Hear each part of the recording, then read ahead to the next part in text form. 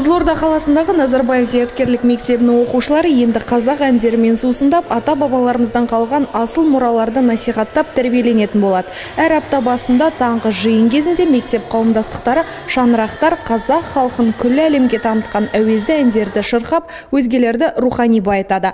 Басқарма отырысында бекітілген қазақ әндері жобасы аясында бастау алған бұл шара оқушылардың бойында патриоттық сезімді оятып, ұлттық дәстүр мен мәдени құндылықтарды дәріптеуге үйрететіні анық.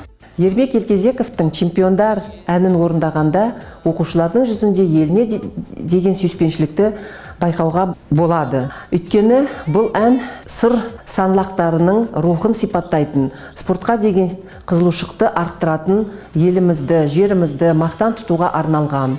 Ең бастысы, сыр бойының түлегі екі дүркін олимпиада чемпионы Илья Ильинді қызылордалық жастар зор құрметпен ерекше мақтан тұтатын тағы да дәлелдеді.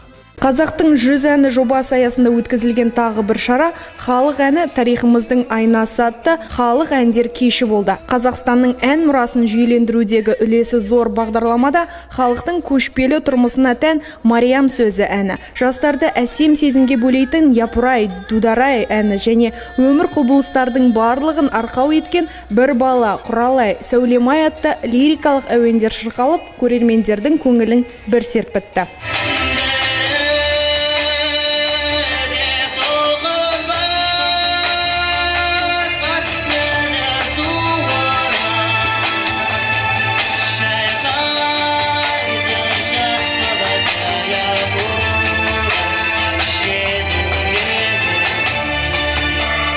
Әрбір дәуірдің, әрбір тарихтың өзіндік үні, өзіндік әуені, өзіндік мақам болған.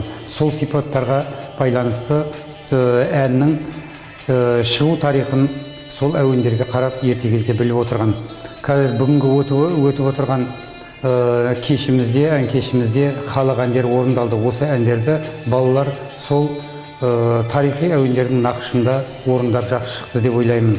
Келешекте осы бағдарламамыз оның әрі жалғасын таба береді деп сенемін. Айта кетейік, кеш қонақтар арасында оқушылардың ата-аналары да болды. Қазақтың әуезді үні мен сырлы сазын бірге қосылып орындады. Ең бастысы халықтың ой арманын музыкада бейнелеп, оның өмірмен байланыстылығын түсіндіре білді.